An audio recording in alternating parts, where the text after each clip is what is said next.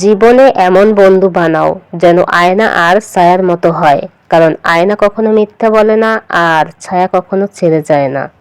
হাজারটা বন্ধু পাওয়া বড় কথা নয়, বড় কথা হচ্ছে এমন একটা বন্ধু পাওয়া যখন পৃথিবীর সব মানুষ তোমার বিরুদ্ধে থাকবে তখন সে তোমার পক্ষে থাকবে।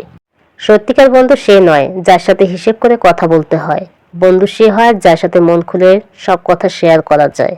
বন্ধু সে নয় যে অন্যর কথা শুনে তোমাকে সন্দেহ করবে।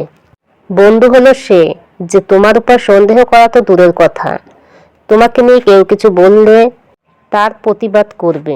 বন্ধু যতই খারাপ হোক তাকে কখনো ফেলে দিও না।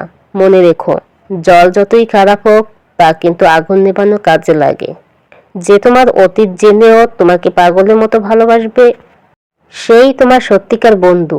যে তোমার সঙ্গে থাকে, তোমার কল্যাণের জন্য নিজের ক্ষতি করে, হঠাৎ করে তোমার অবস্থা শোচনীয় হলে সে নিজের সুখ বিসর্জন দিয়ে তোমাকে সুখ দান করে।